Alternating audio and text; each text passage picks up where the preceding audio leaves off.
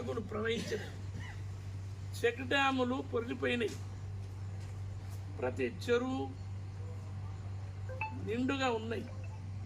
ఒక్కొక్క చెరువులో ఒక్కొక్క వాటర్ బాడీలో 4 కిలోలు 5 కిలోల చేపలు ఉండి మత్స్యకారులకు కూడా బ్రహ్మాండమైన ఆదాయం వచ్చింది. అటువంటి ప్రాజెక్టును నీరుగార్చే ప్రయత్నం పనిగట్టుకొని కక్షతో రేవంత్ రెడ్డి గారు కాంగ్రెస్ ప్రభుత్వం చేస్తుంది. పిసి ఘోష్ గారు నిజంగా ఆయనకి పొరపాటు జరిగింది, ఈ పొరపాటు జరిగింది అని చెప్పలే. అందులో ఆయన చెప్తాడు, హరీశ్రావు గారు ఆయన అప్పటి నీటిపారుదల శాఖ మంత్రి, ఆయన మొత్తం బాధ్యుడు, ఆయన ఇచ్చేసిండు అందులో చెప్పిండాలి. అదేవిధంగా అప్పటి ఆర్థిక మంత్రిని ఆయన ఒక కుట్రదారు, కేసీఆర్ ఒక కుట్రదారు, ఆయన పర్యవేక్షణ ఎందుకు చేసిండు?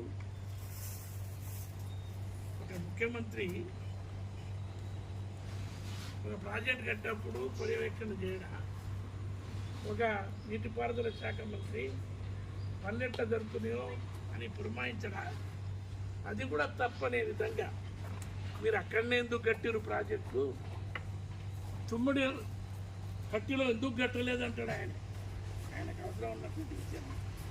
పిసి ఘోష్ గారికి ప్రాజెక్ట్ ఎక్కడ కడితే ఆయన పని కాదు.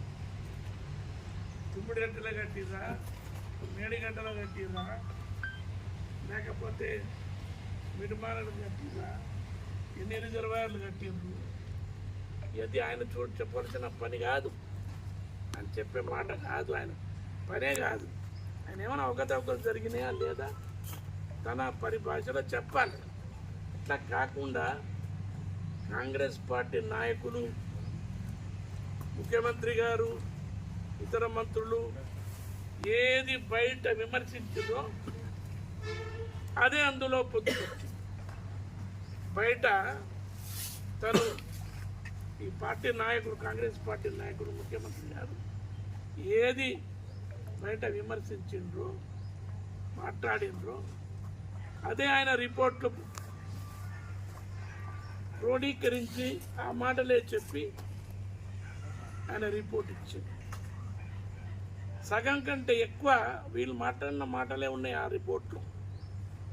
మీరు కనుక చూస్తే పూర్తిగా ఘోష్ కూడా, పిసి ఘోష్ గారు కూడా ఒక కక్షిదారు లాగా